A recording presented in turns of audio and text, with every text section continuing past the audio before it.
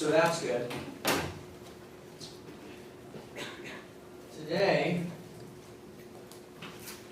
we are going to dive into inflammation.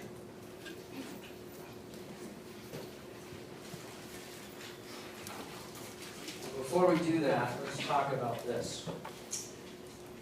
How did the ice feel when it heard it was fired?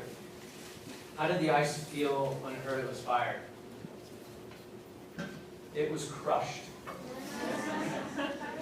And lastly, what did the femur say to the patella?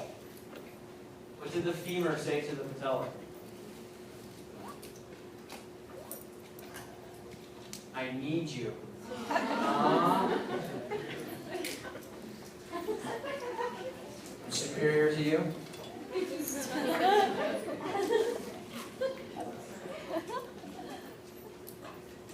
Okay. So next week is not a week off. You're going to have a pre-quiz. You'll have a lecture that you're responsible for off YouTube. Has everybody checked out the YouTube site so you know where to go, at least? If you're not watching the re-recordings, that's totally fine. But next week you're going to need to figure out how to do that, because you're going to need access to that lecture prior to taking your post-test on Friday. Okay?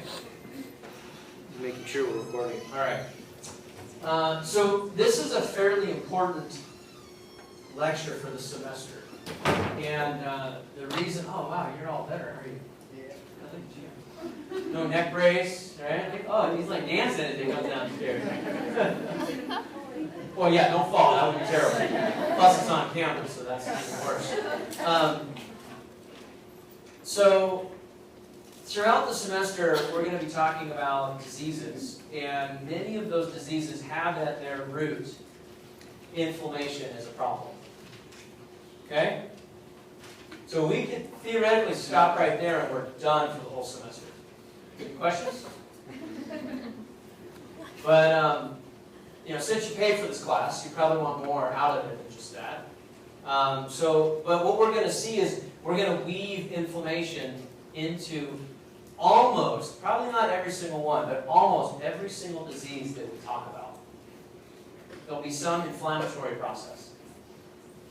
And as you move on into your field of study, if you're going to be healthcare, medicine, physician, nurse, PA, even physical therapy, you're going to be dealing with dental hygiene, right?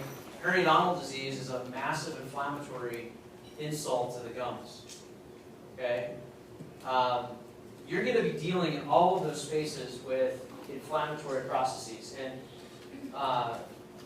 when they go awry, when they actually go beyond what they're supposed to be doing. Now that being said, the flip side of that conversation is that inflammation is critically important for you and I, for survival. We can't get by without it. So it's this double-edged sword in a way, but there's a fine balancing act that has to take place to have appropriate homeostatic inflammation. And so if we have trauma, or if we have a wound and there's inflammation into that region, we're going to talk today about how that's a good thing in the acute phase. Acute terminology, time meaning short term. But you want the inflammation to subside. You want it to be finished. You want it to be done. And if it sticks around long term, then it's considered what? Chronic, right? Chronic inflammation is at the root of a lot of these diseases that we're talking about. Okay, so asthma, chronic inflammation in the GI tract, might be irritable bowel syndrome, Crohn's disease. You might have chronic inflammation in the joints, and that's an arthritic condition. Chronic inflammation around the myelination as a result of targeted aggressive attack by your immune system towards the myelin, and that's MS. Okay, so the list goes on and on and on. Even within cancer, there's going to be an inflammatory process at some level.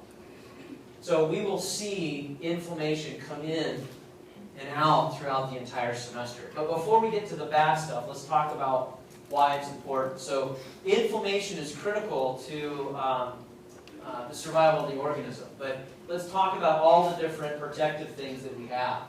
We need to be able to eliminate foreign invaders and threats. And we have multiple mechanisms to do that. Inflammation is one of them. We need to be able to repair damaged tissues or to target infectious pathogens.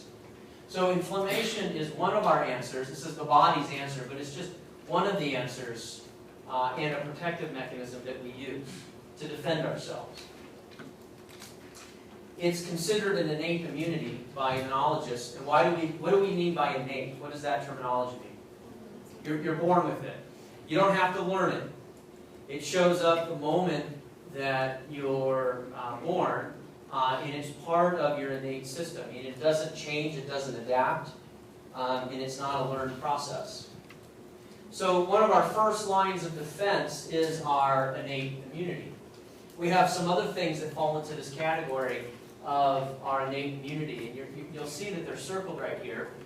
So our barriers, like skin. Skin obviously is innate because you're born with it if everything goes correctly. You don't have any lesions or openings to the outside environment. It's one of the reasons that you're going to see next week on the AV lecture, but you're going to see next week in tissue repair, that when you compromise this physical barrier in a wound, like for example, you can write this down, a diabetic foot ulcer, you're going to see an example of that next week. That is a compromised barrier of the skin. Right? We also have mechanical and biochemical processes, and that's where inflammation comes into play.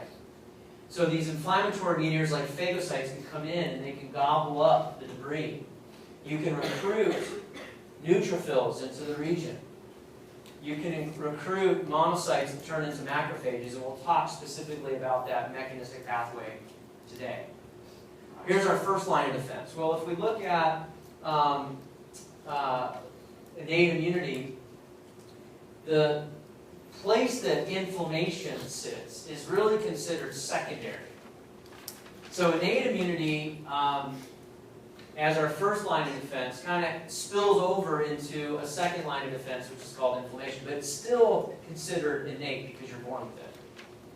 Okay, so physical barriers would be our first line of defense. If it crosses the first line of defense, the early mechanistic pathways of inflammation will kick in. And our secondary mechanistic pathways of inflammation is really our second line of defense. Okay? And this is a busy slide, but it's a great review slide to understand if you know what you need to know for the exam. So for example, that structure right down the middle is a blood vessel. Right? Inside the blood vessel, we have circulating blood. Outside of the blood vessel here and up here is tissue. So let's pretend that this is a blood vessel within an organ or your skin, tissue. And you have a lesion or some insult out here in the tissue itself. You're going to recruit different substances out of the bloodstream in order to target towards the invader. Because obviously the first line of defense of your innate immune system, barriers, has been compromised. No, those barriers, the sneeze just reminded me, let's go back one. The barriers aren't just skin, right? So we actually have nasal mucosa that's a barrier. And it has hairs, and it has a mucous membrane. We actually have a mucous membrane barrier in our eyes. That's one of the reasons, like flu season coming up, they tell you, don't go rub your eyes. It's one of the worst things that you can do during flu and cold season. Because we're touching bacteria and viruses all day long with our hands. And then you just put them into a mucous membrane. Okay? Well, the good news is you have a lot of enzymes in your tears to try to keep your eyes clear. And obviously you know that if that dries up or if it's overproduced in an allergic response, then you can cause other problems. But these physical barriers are not just skin. They're also nasal mucosa, the oral cavity, obviously, and even the eyes. And the ears. Ears have a wax lining. But if we get past that line of defense, and let's say we inhale a substance, right, from a cough, thank you. That's perfect, perfectly timed. Okay? We breathe that in, it gets into our, oh, there it is, right there, respiratory epithelium, right? Now everyone's like, man, now I feel like a tickle. That's weird. I feel like a tickle, right? Yeah, if I start talking about food long enough, you'd all be hungry, right? Or if I keep drinking my water and everyone starts getting thirsty. But if we cross that barrier and the bacteria or the virus gets into our system and into the tissues, then we need a way to actually combat that, and that's our second line of defense of inflammation. Okay, and you've seen this. Like, how many of you had a splinter? Okay? Really? Not everybody has had a splinter? Seriously? I'm going to pass around a piece of wood. And that amazes me. You guys are very cautious people. Very nice. Okay. So if you've had a splinter, you know that physical barrier has been compromised. And if you don't take that foreign object out, the splinter is what I'm referring to, then in a couple of days, what happens to that site? What's that? It becomes infected. Even before it becomes infected, what do you start noticing? It's really red, thank you. Rubor, right? Calor, it's very hot, right? What else? What else happens? It hurts, pain, you get swelling. The swelling brings in fluid. Where does the fluid come from? From the bloodstream, right? Transudates and exudates come out of the bloodstream into the tissue, and that's why it swells. Okay? Now, if there was bacteria on the splinter, then yes, it would lead to an infection. Okay, and then you might start seeing some pus, because that's actually some of the cell debris and the damage as a result of that. Okay? So where does the fluid come from? It comes from the bloodstream. And this is our second line of defense. Our third line of defense is called specific immunity, and we'll be there in 2 weeks. So next week, I'll be with you online, right? Sort of virtually. And the online lecture for next week is actually the lecture I recorded in this exact classroom in the spring. So it's pretty fresh. It's not like, you know, I have less gray hair and, you know, I'm, 10 years younger. It's just from the spring, okay? So it's really not that archaic. After next week, so 2 weeks from now, we'll be in the adaptive immune system or specific immune system. And this is the body's sort of third line of defense, which is, okay, there are going to be some more sexy invaders. Okay? There's more sophisticated bugs. There's going to be things that, yes, I just used the word sexy in pathology. You guys like that? I had a bet with a friend and I win. So these invaders are a little bit more elaborate that inflammation isn't going to take care of them. Right? They're going to set up residence. And your inflammatory response is not going to be enough. And so these more elaborate types of invaders would be certain types of viruses. Okay? This could be things like herpes. This could be things like influenza, tuberculosis. This could be basically anything you've been vaccinated for, polio. Okay? And that's actually one of the premises of vaccinations, and we'll talk about that. All right? So as an organism, these are our military defense mechanisms, so to speak. These are the things that keep bad stuff or foreign things out. And when they breach into our body, we have mechanistic ways to get rid of them or to neutralize them. Does that make sense? So today's inflammation. We don't talk a whole lot about physical barriers because you talk about that all in 201. Right? Where you talk about the membranes, the epithelium, the different layers of the skin. You guys remember all that? Vaguely? Right? And so here we talk mostly about inflammation and then specific immunity. So let's get into inflammation right away. This is what I was talking about. This is that example that we brought up with a splinter. But a splinter is not the only example. Right? Let's say, for example, you slam your finger in the door, the car door, on accident. You know, I've struggled with this. We have cars that drive themselves now, and cars that can parallel park on their own. Have they not been able to figure out how to make a car that doesn't slam onto a finger? Seems like that would be a good invention, right? Seems way easier than all those other things. All right? Hybrid vehicles, I mean, come on. So let's say you slam your finger in a door, or you have a splinter, okay, or you fall off. I see skateboards here. You fall off one of these skateboards, and you have a wound or an injury. Well, the local tissue that has a vascular supply, those blood vessels become traumatized. It's one of the reasons you get bruising, right? So if you fracture those blood vessels, you get a hemorrhagic leak, which is a fancy word for saying a bruise, and that's blood that moves out of the bloodstream into the tissue and sits there. And as it sits there, it coagulates and it forms this darkish blood color. And then eventually it kind of fades into some funny yellows and greens as you break down the iron that's contained within the blood. So you get dolor, which is pain. Where does the pain come from? Well, you have nociceptors that you learned about in 201 that are within the tissue. Those are pain receptors. So in trauma, if they're stimulated, they will manufacture substance P and trigger the pain pathway. Well, they can secondarily be triggered by the tumor, the swelling, the bottom one. So the swelling is the fluid that comes out of the blood vessel, and that's not just because the blood vessel was broken. Actually, this is part of the process of transudates and exudates, getting nutrition out into the tissue to try to heal the injury. So the immediate movement of fluid out into the periphery and the immediate movement of cells out into the periphery of the blood vessel is what causes the swelling.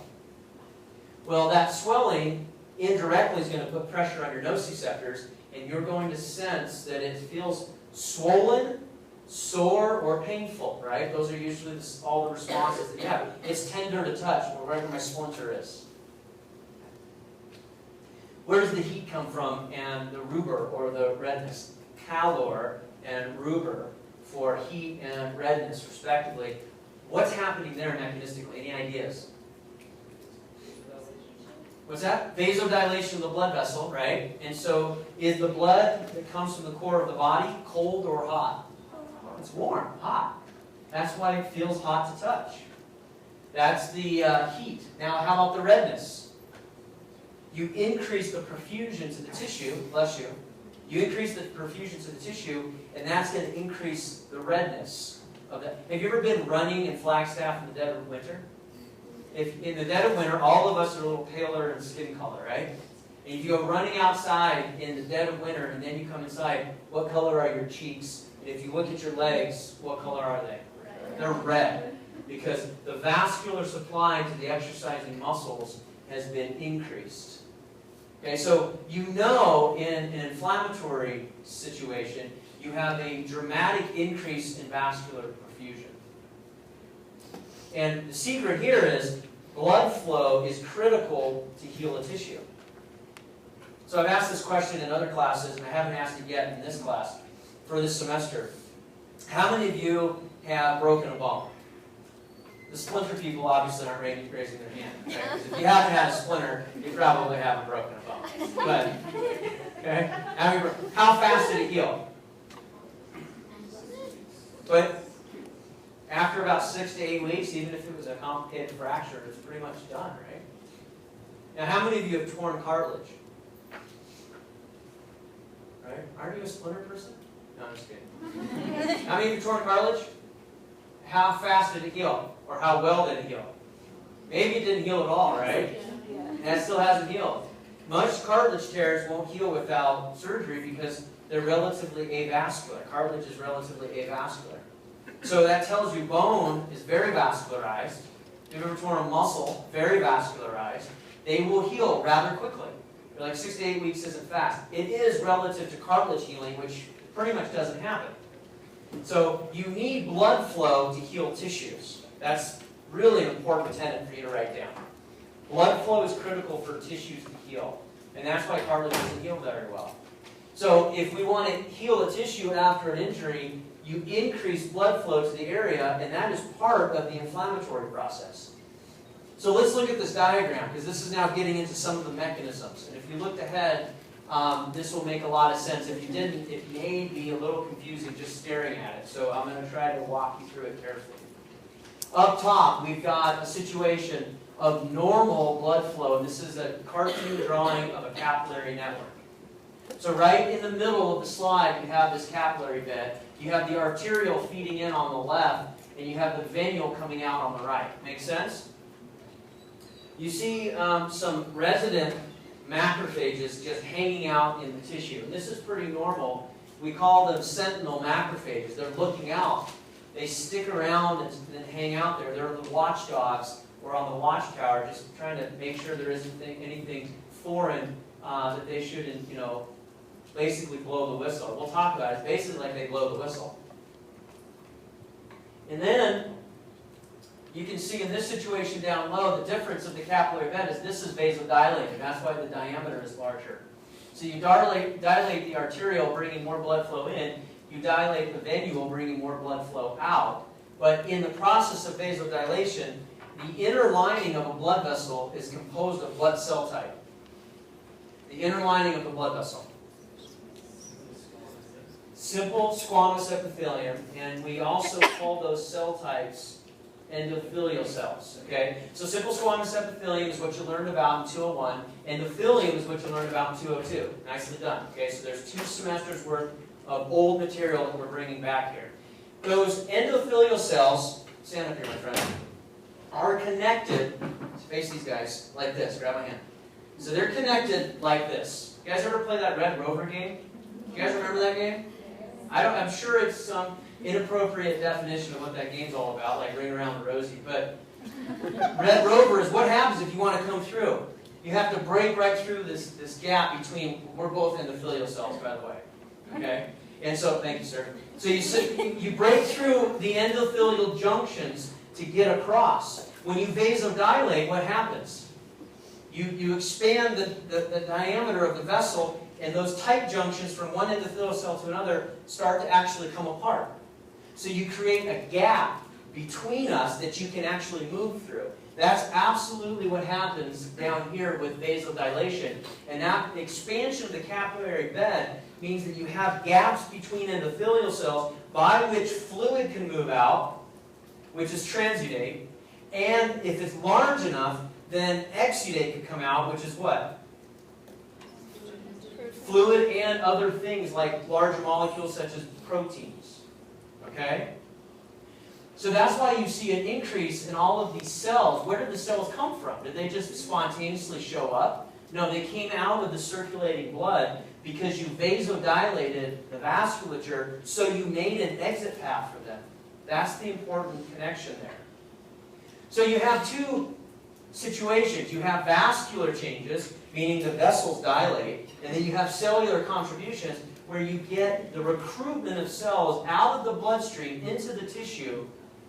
I'm going to tell you what the cells are there for, but want to bet they're important for healing? Yes.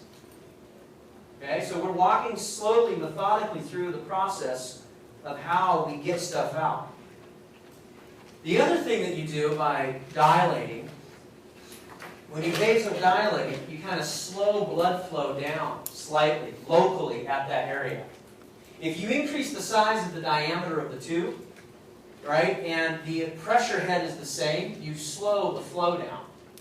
Likewise, if you shrink the diameter of the tube and the pump isn't pushing blood any faster, you will increase flow.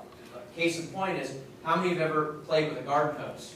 The people without splinters never have touched a garden hose, I get it. But if you take a garden hose and you just have a bare end and you want to squirt your brother who's too far away, what do? You shrink the diameter of the hose by putting your thumb over it and you can hit your brother, right? So the flow here is actually slowed down, which is called a stasis mode. Why would you want to locally, temporarily slow down blood flow in that particular damaged tissue bed? To allow the cells time to move out. Make sense? If they're going so fast through the bloodstream in that local area, they'll never have a chance to grab on to the endothelium, this simple squamous epithelium, those endothelial cells. They can't grab on because they're going by too fast. Okay, you increase the permeability where you dilate, like what we just demonstrated here, and that in of itself causes some stasis because some of the fluid moves out into the tissue and doesn't continue down the bloodstream. That also increases what we call our oncotic pressure, right? Our oncotic pressure in the extracellular fluid. Because if you allow for proteins to come out, then you're going to encourage water to follow. Does that make sense? Because the water wants to follow via osmosis where the proteins go, or where the protein concentration is high. And so the cells continue to pull apart in the situation, and that's where we get this exudate versus transudate difference. There was a pre-quiz question about this, and it was culminating on this particular slide. We're kind of building up to this point. But it was basically just a definition question that I asked. So the transudate situation is shown right here. This is normal right here. So in normal situation, you can see this is the two of us standing up at the front of the room holding hands. That's kind of a weird picture in your mind, but they'll never forget it, okay? So when we're holding hands like this normally, and there is a linkage between us with adhesion molecules, then the proteins in the fluid don't leak out. And these plasma proteins shown by the little orange spheres, they stay within the bloodstream. And that encourages the colloid osmotic pressure to be physiologic, and the fluid outside of the tissue wants to be reabsorbed back into the bloodstream because there's a high concentration of proteins. And that's basically how the venous side of circulation brings fluid back from the tissue. Okay? Well, if you dilate this and you kind of break a little gap between here, you can get fluid leaking out first. No problem, right? Because fluid can get through a much smaller space than a plasma protein. Well, if you continue to dilate and you make this gap large enough, you can see these big arrows are much larger than these small areas. Now you're getting fluid and protein coming out. As the protein comes out, it's going to encourage more fluid to leave, right? And as more fluid leaves, you increase this osmotic pressure that we talked about over here, or I'm sorry, this oncotic pressure in the extracellular fluid. It continues to allow more and more of that fluid to come out of the bloodstream into the tissue. And that's why we have swelling, that's why we have redness, right? That's why you have this extra pain, right? And that's why you have more heat in an inflammatory tissue. So what stimulates the blood vessel to make these changes? What stimulates the blood vessel to vasodilate, or in some cases vasoconstrict? Well, we have a ton of different mediators, chemical signals that can play roles here. And I'm going to highlight on a number of them. We're not going to cover every single one of them. And then as I walk through many of them on these mechanistic slides later in the lecture, I'm going to summarize. I'll summarize and I'll show you where they are, where I've really focused my study efforts. Okay? But for right now, we're just telling the story. What are all these different players that influence vascular changes? Well, histamine is a big one. Histamine is one of the main ones, and histamine can cause what? What does it cause a blood vessel to do? Vasodilate. Histamine is released by mast cells, as well as some other cells that we'll look at here momentarily. But it is a very potent vasodilator. And this causes an increase in capillary permeability, like we talked about. It also is responsive, it being the vessel, is responsive to kinins, cytokines, like things such as TNF-alpha or interleukin-1. TNF-alpha actually stands for tumor necrosis factor alpha, as the first one discovered, and this one, IL-1, stands for interleukin-1, the first of the family of interleukins that was discovered. And these are also potent vasodilators. Another potent vasodilator is a compound known as vascular endothelial growth factor. It had an old name back in the 70s and 80s of the last millennium. Sounds weird to say that, it's kind of fun. Sounds like we're vampires, we've been around forever, right? In the last millennium, vascular permeability factor, VPF, was its old name. And then it was renamed as vascular endothelial growth factor, VEGF. So this is also a potent vasodilator. So what do all of these vasodilators do? Well, they promote this concept that we looked at before, where you can kind of see in more of a three-dimensional view, here, the junctions between the endothelium that look like pancakes, or tiles on a floor, are very, very close together. Here, there's large gaps, and these factors allow for vasodilation to take place, and then you get breakage of the space or the gap, increasing the gap between one endothelial cell and another. So, what is this all good for? Why would we actually want to vasodilate and allow fluid and cells to come out? Any clues, any hints that you guys can come up with? Why do we want to get cells into the tissue? Start healing. Fight the infection. There's like foreign invaders or microbes, you need leukocytes and different macrophages. Okay, so if there's foreign invaders, like bacteria, you want these macrophages and neutrophils there in order to fight off the invader. Cleaning out cellular debris is a macrophage process via phagocytosis. Doesn't it also send signals to recruit other cells like T and B cells? It also sends signals to recruit other cells. It calls for backup, basically. They're our first responders to the scene. Okay? And then they actually get on the radio, so to speak. They release chemicals. And those chemical agents are detected by other cells that come into the area as a result of that chemical signal. And that's known as chemotaxis. Okay? Well, and so we'll talk about that. All right, so let's look at the cellular contributions. I showed you this picture before of macrophages that sit in the tissue, but there's not that many of them. And pretty soon we're going to start looking at histology later in the day. And you're going to see in inflammatory responses, we get a flood of macrophages coming into the tissue. Where the heck do they all come from? They all come from the bloodstream. Okay? And so this picture is a nice additional summary slide. It's very similar to that other summary slide that I showed you. And you're going to see various representations of these types of pictures throughout the lecture today. I'm going to dim this light, just kidding, so that we can see this maybe a little bit better. Because I want to talk about the steps, and then I've got a video that I'm going to show you guys. There are 3 main steps, and we can actually blow out these steps more detail, and we will. But we basically have recruitment, activation, and then chemotaxis. So if we have a blood vessel, and here's our inflammation right here, streaming out, come heal me, you need to get these monocytes and neutrophils that are found within the blood flow to come out and go to this location. So first you've got to recruit them and say, all right, everybody show up. Then you have to activate them so that they can actually squeeze through.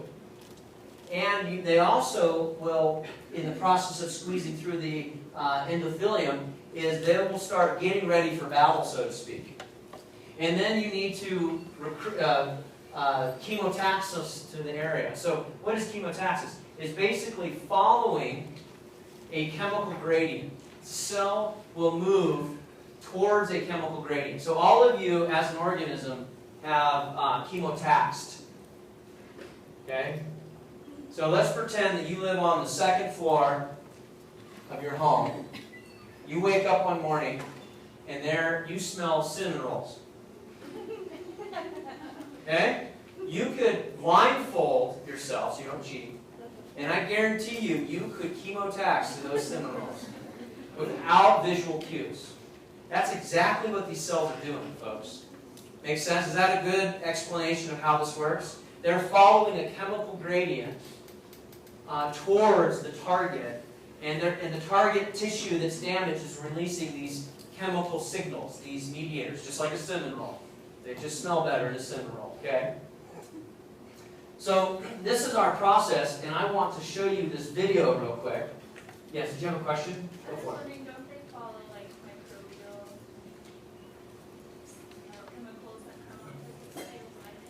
They can follow multiple different chemical signals. Yep. Allow.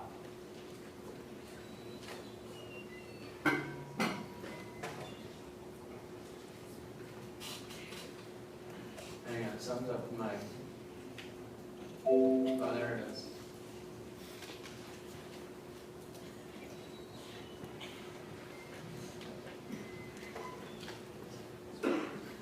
While red blood cells are carried away at high velocity by a strong blood flow, leukocytes roll slowly on endothelial cells. P-selectins on endothelial cells interact with PSGL1, a glycoprotein on leukocyte microvilli. Leukocytes, pushed by the blood flow, adhere and roll on endothelial cells because existing interactions are broken, while new ones are formed. These interactions are possible because the extended extracellular domains of both proteins emerge from the extracellular matrix, which covers the surface of both cell types. Okay, so I want to orient you on this video. So up top, this is one cell. Down here, here's another cell. Here's another cell. This would be like the endothelium, for example, and these would be cells within the blood flow that are going to want to get across this membrane. So first thing that they need to do is they need to start interacting with that surface. Okay? And the way that they start interacting with that surface is there is a light bond that takes place, not a strong bond. And as it grabs onto the endothelial surface and the blood flow is still happening, the bonds break. And as the bonds break, new ones form. And as they kind of do this, as they're rolling, they start rolling along the surface. And then eventually they're going to stop in location, and they're going to have a strong bond with an integrin molecule, and that's what's going to encourage them to squeeze through. Okay, so I'm not going to show you the whole video, and I'm going to fast forward to 6:43, but I want you to watch a little bit of this, but I wanted to orient you. Some of you guys are looking at like, what the world am I looking at? The outer leaflet of the lipid bilayer is enriched in sphingolipids and phosphatidylcholine. Sphingolipid-rich rafts raised above the rest of the leaflet recruit specific membrane proteins. Raft's rigidity is caused by the tight packing of cholesterol molecules against the straight sphingolipids hydrocarbon chains.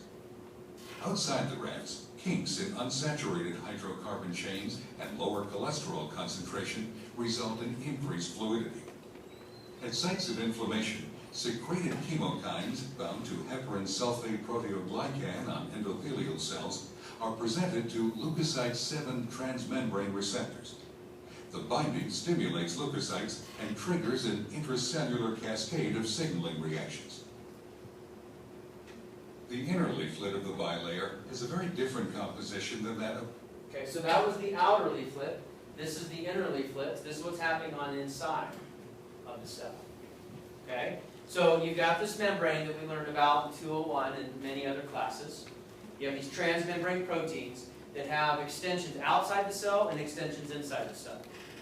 And the extensions outside the cell are good for binding to other cells, like an endothelial cell to an endothelial cell, or a circulating monocyte to an endothelial cell. You know, as they circulate by, we're like, hey, what's up? You know, hey, how's it going? Right?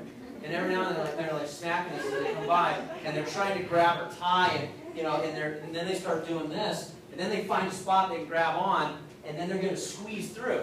That's exactly what's going to happen. Okay? All right, you guys ready for that? I think it's much cooler when I explain it, but because I get to be animated. I said 40. Okay.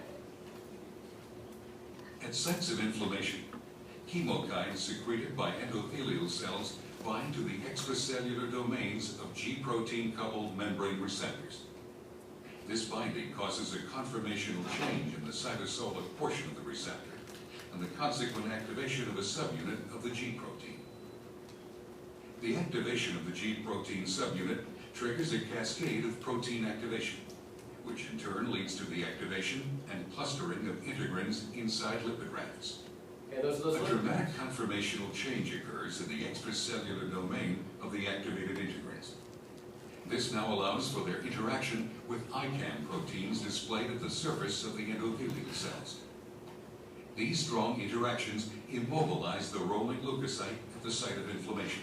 Watch this. Additional signaling events cause a profound reorganization of the cytoskeleton, resulting in the spreading of one edge of the leukocyte. See, it's going to squeeze right here The edge between. of the leukocyte inserts itself between endothelial cells, and the leukocyte migrates through the blood vessel wall into the inflamed tissue.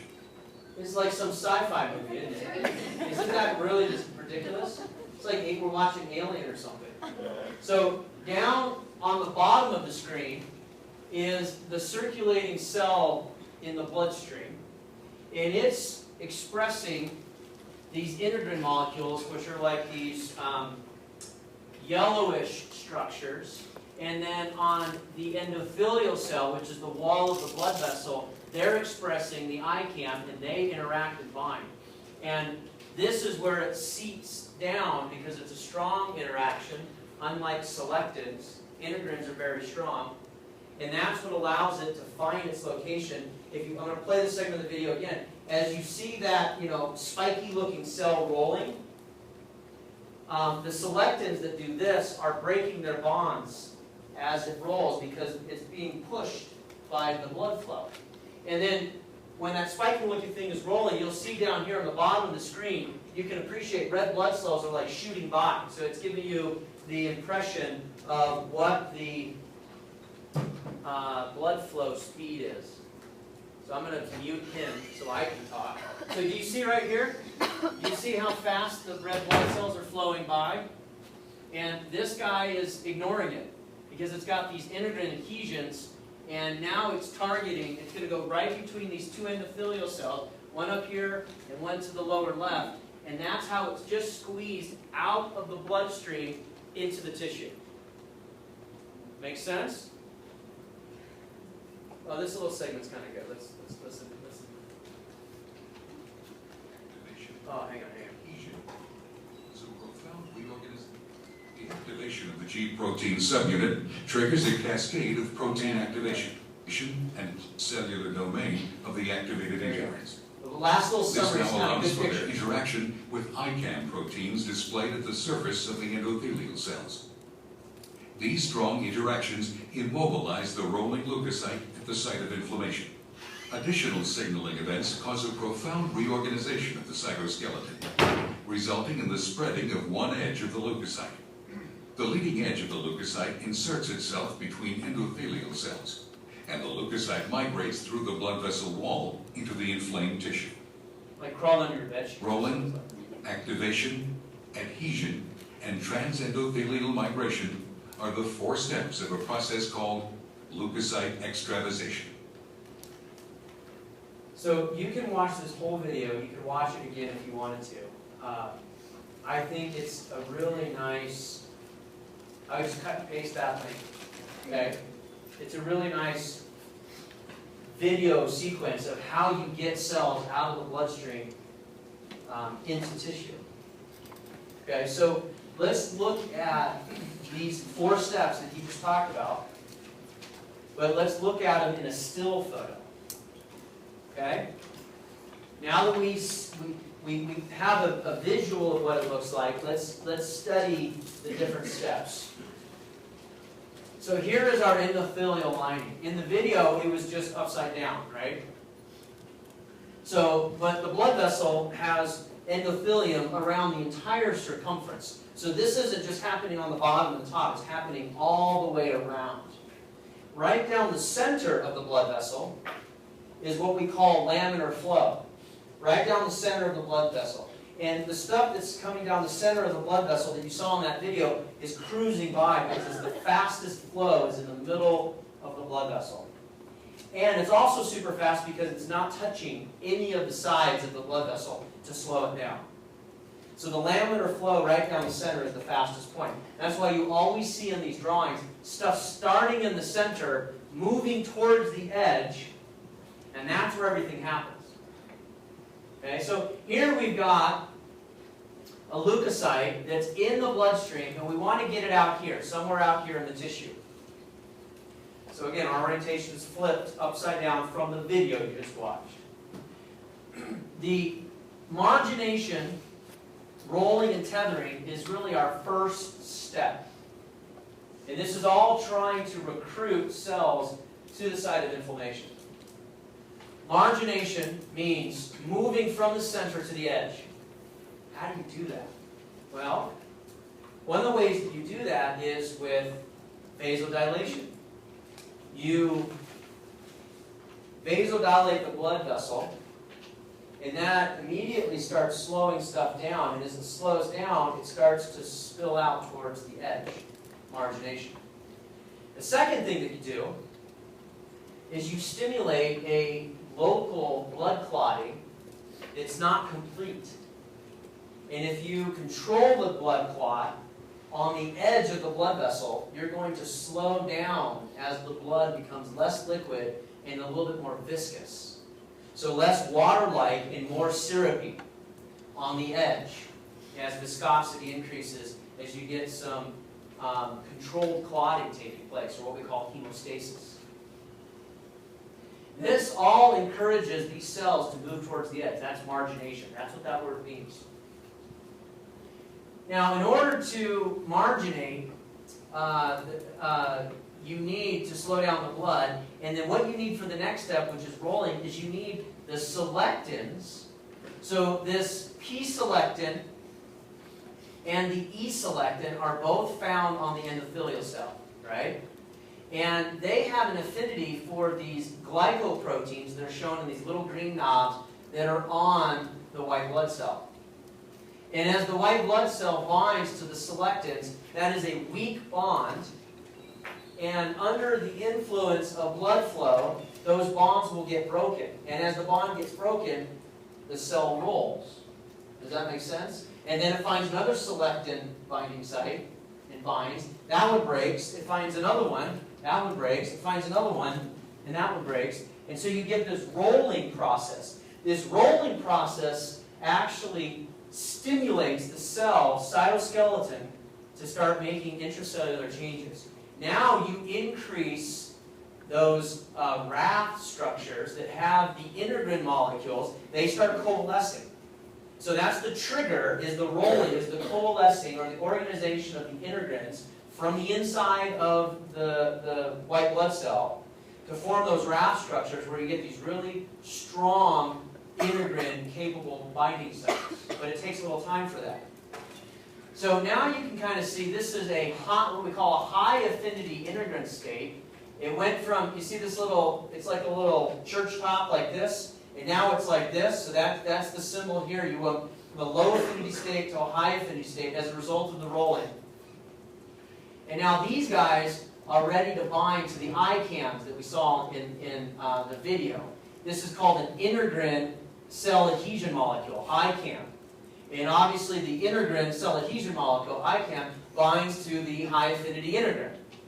And now you can see this cell is kind of like hunkered down and bound to the floor, right? So here it's flattened out like you saw in the video. Here is where these arrows are showing it roll. Now when you get the high-affinity integrin binding to the ICAM on the endothelial cell, that sucker ain't going anywhere. The only place it's going to go now is migrating through the wall of the blood vessel. And that's exactly what happens. You can see that this actually squeezes through. So, back up. This high-affinity integrin binding site to the ICAM is called adhesion.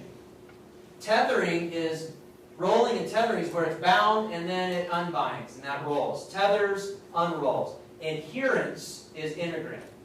Now you want to squeeze through after you have adherence, and this is called diapedesis, or what we call transmigration, or what we call extravasation outside of the bloodstream. So like 3 words for the same thing.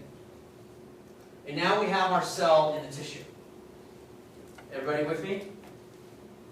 Okay, now what do we do? Now we're successful. We have a cell in the tissue from the bloodstream. What's the next step? Chemotaxis. Now you find, right?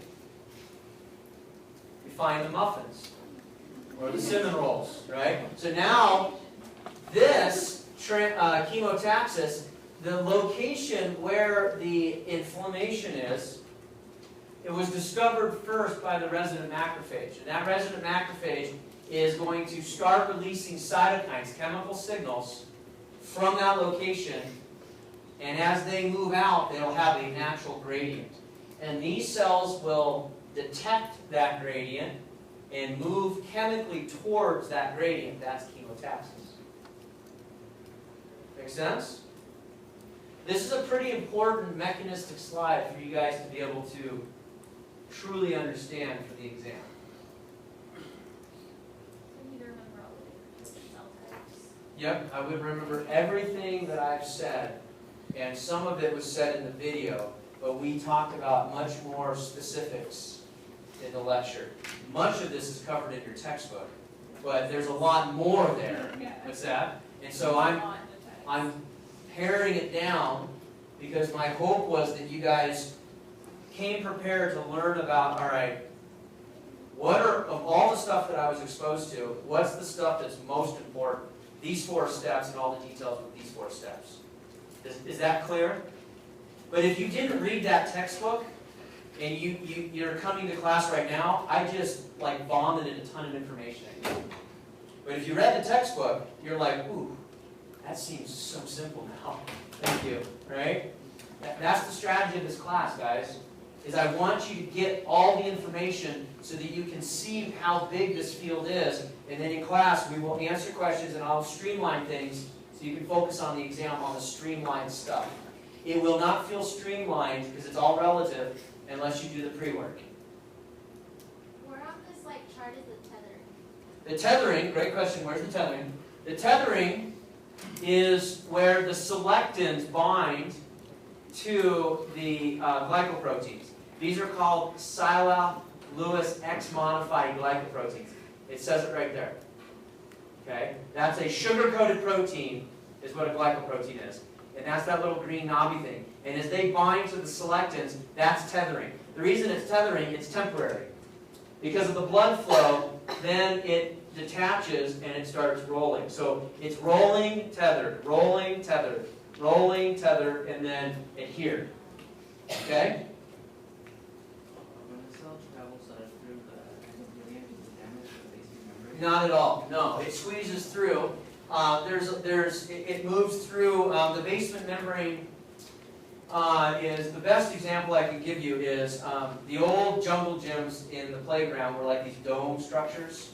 They had like openings. So imagine like a smaller radius, and then a middle-sized radius, and then a larger radius, and those 3 sheet layers of that sort of dome jungle gym looking thing, kids could climb through. That's how a cell moves. So the cell squeezes through tissues by wiggling through the protein structure. It doesn't come through with a cable cutter. It just kind of does one of those. Does that make sense? Do the chemokines trigger the ICAM cells to bind to the integrin? Do the chemokines trigger the ICAM cells to do what? To bind to the integrin. I'm trying to figure out what triggers the integrin and the ICAM to cause the cell to go through. So what is telling the tissue, or what's the tissue telling the vessel to bring the neutrophil or whatever is there? So your question is, I'm trying to find your question in that statement. So your question, I think, is what causes the integrin to be expressed so that the cell can bind to it and migrate through? The rolling and tethering. So the rolling and tethering, remember I was up here and I was kind of we're holding hands and things are cruising by, and the rolling and tethering is like somebody slapping my face as they run by. It's going to get my attention, right? So it's like the rolling and tethering, there's physical contact from cell to cell. And that physical contact from cell to cell triggers intracellular processes that you saw in the video of those rafts to start forming and the integrin expression to be coalesced into one area. So it's very important that you have rolling and tethering, otherwise you don't get integrin expression. Make sense? And there's actually diseases that target that. And the rolling and tethering just happens once it's vasodilated? Vasodilation will stimulate rolling and tethering. Yep. Okay. Those are really good questions. Yes, in the back, Stephen. In the text it said that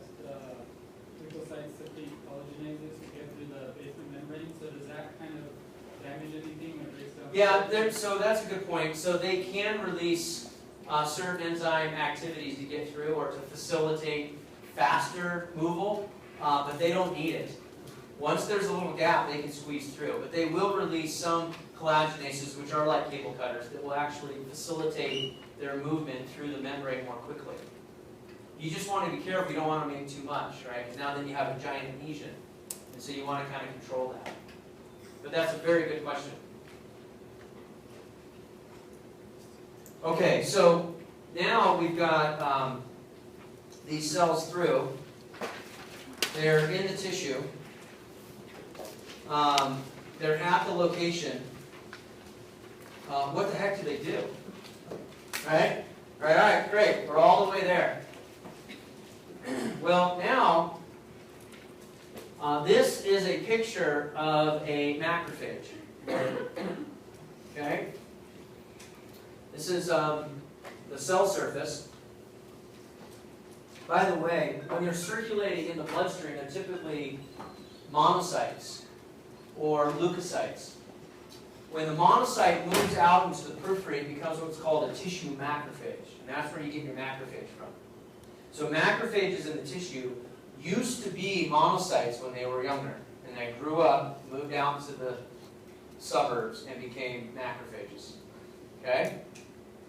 So this is a tissue macrophage. And on the surface, you have these receptors. We call these toll-like receptors. That's the family that these represent.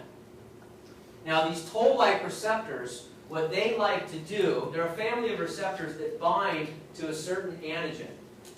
And when they find that antigen and they bind to it, they immediately form like a cavern, like a pit, or a membrane invagination in that location. And the whole idea is, as it pinches inward and then it closes off, it becomes a self-enclosed vesicle. And so this is the process that you learned about with clathrin-coated pits in 202. You guys remember that? Of how cholesterol is absorbed out of the bloodstream and into the blood vessel wall.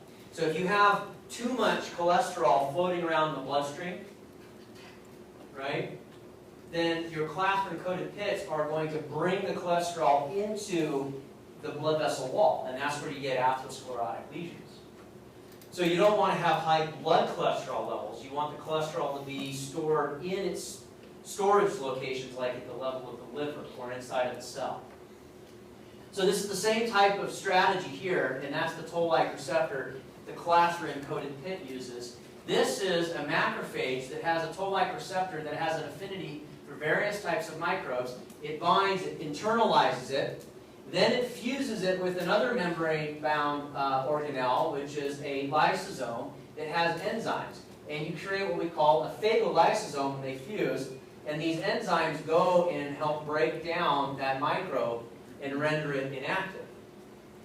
Now, in addition to that, what happens at the level of the membrane is you start creating, with this phagocyte oxidase, you take oxygen and you make a reactive oxygen species. You take an intermediate like arginine, utilizing inos, and you create nitric oxide. Nitric oxide and reactive oxygen species within the phagolysosome, so it's contained, are going to degrade that bacterial cell. So it's like a contained chemical digestion of that bacteria. And that's why the phagocyte brings in the bacteria, and that's how the phagocyte actually neutralizes it. And as long as the phagocyte wins, everything's fine and contained. Now, if the bacteria or the infection starts growing at a faster rate than you can recruit macrophages, what happens? What happens there? The bacteria the growth of the bacteria and the spread outpaces your ability for phagocytic activity to come in, gobble up the bacteria, and render it a neutral. What's happening in that situation? That's an infection. Okay? And if it gets bad enough, systemically, right, then the patient can actually, have a systemic infection and it can go into shock. Well, in addition to if it's an infection, so this is normally what will happen. That would be a good thing, is you would neutralize this, you'd render it ineffective. But if the bacteria starts winning, then this bacteria, or sorry, if this phagocyte actually ruptures and bursts, now you have a lot of reactive oxygen species that spills out of the macrophage and causes further tissue trauma in that area that's already damaged. So that's our less desirable effects. So walking through this slide, opsonization is this process of preparing the microbe to be phagocytosed or engulfed. Engulfment is you bring it in. Okay? Respiratory burst refers to this process of using oxygen intermediates to destroy the microbe. So these three things here on phagocytosis are all positive things. The less desirable effects, if you fill in the blank, is when the bacteria outpaces the macrophage activity, then you lose the battle, and the macrophage is compromised, it ruptures, the bacteria not only escapes and gets out, but all of these reactive oxygen species intermediates leak out, and it causes further tissue trauma. Okay? So now you have additional tissue trauma, and on top of that you have more bacterial counts in that area. Okay? And then you go get antibiotic if you live in the Western culture, and everything ends up being okay. So the leukocytes themselves, how do they cause damage to tissue or to bacteria that's out there? Well, so now we're starting to teeter. You can start to see, okay, this is all good. Now I've just almost done a key change, to use sort of a music terminology, right? Now you can start to just smell or hint at this concept of, oh, so it's all good to do this, but now you're going to start telling us about some less desirable things. And those less desirable things are what happens when it's chronic. So if we start thinking about if the macrophage sticks around too long, or if it bursts and it loses with the bacterial fight, you get a lot of reactive oxygen species that are flooding into the area. Okay, so for example, here we've got our activated tissue macrophage. So here's a circulating monocyte. You can see this drawing. This drawing should make a lot of sense now. We spent a lot of time going over it. You got this drawing. Here you've got some rolling and tethering that we're not accounting for, and then you get it here. And we're skipping a ton of steps right here. This is a very simplified drawing. But you guys know better than that. If I asked you to draw this, you would show rolling and tethering in between here before it got it here. And this is using integrins and ICAMs. Now we have integrins and ICAMs, and now it diapedesis, or another, here's a fourth term, immigrate. This comes out of the tissue, and now it's a tissue macrophage and no longer a circulating monocyte. Right? Now it's a tissue macrophage, and now you see how it's all nice and smooth, and here it's got like, punked out here, it's all angry.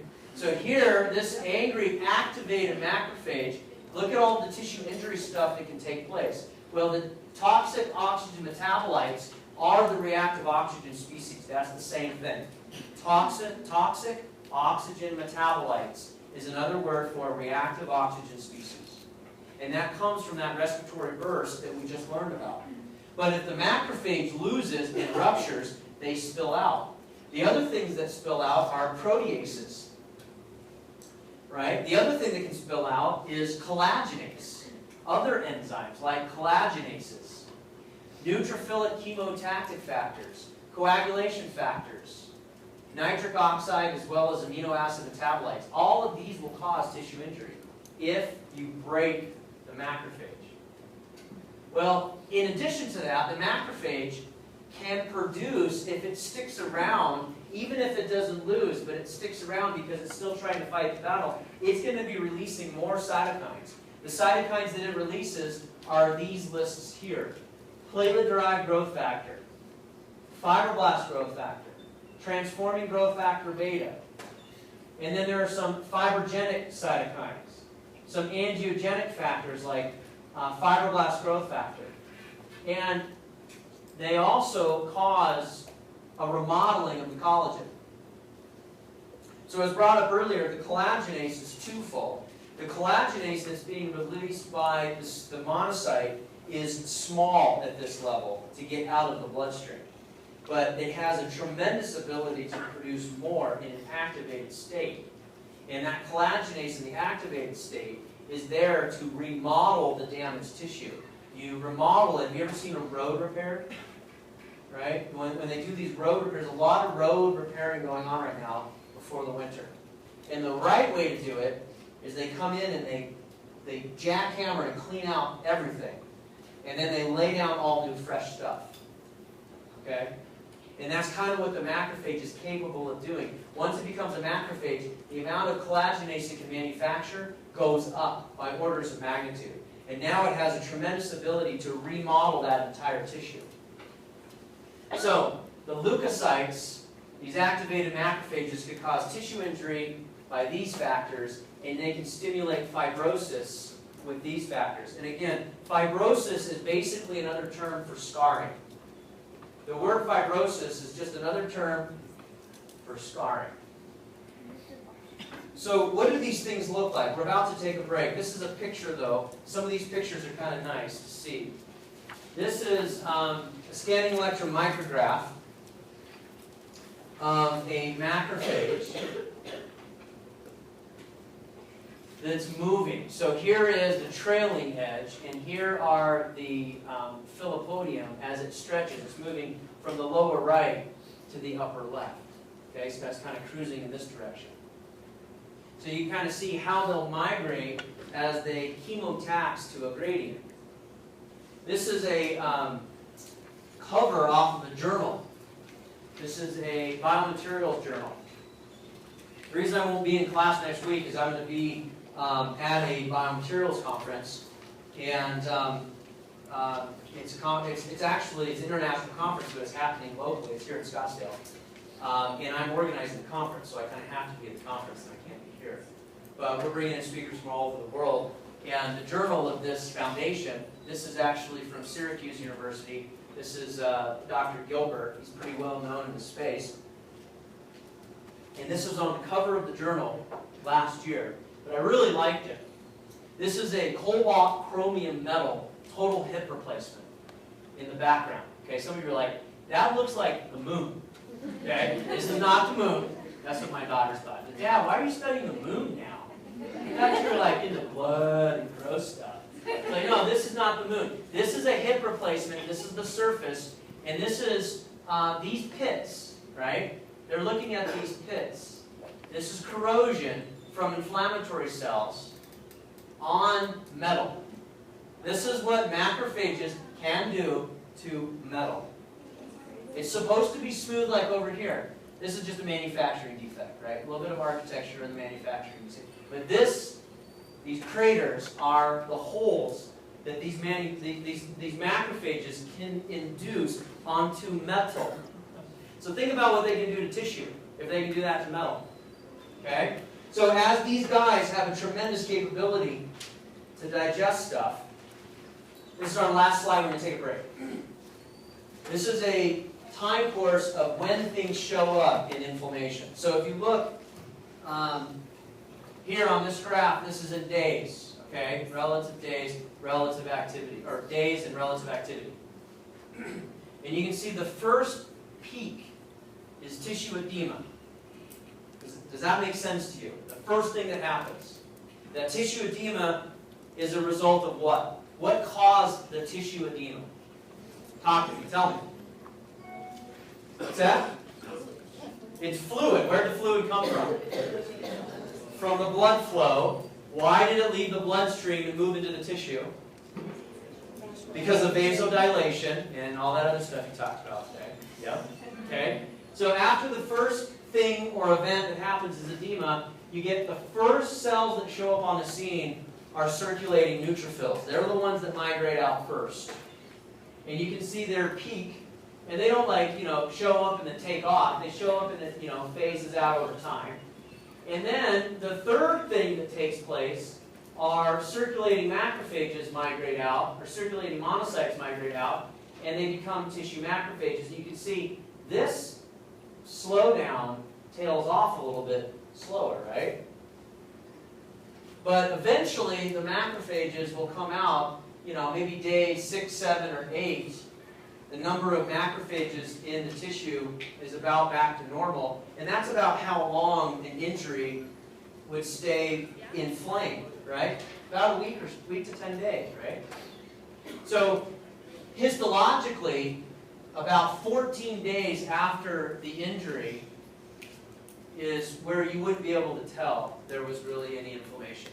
But to the naked eye, it's about a week to 10 days. But if I took a biopsy of the tissue, I could point out cells out to about 14 days. So in animal models, we usually go out 2 weeks to test inflammation because we're beyond sort of that normal wound healing phase. Now, what happens, do you think, and then I'll let you go take a break, if this never comes down, it just stays elevated forever? Chronic inflammation. And that's what we're going to touch on here after the break.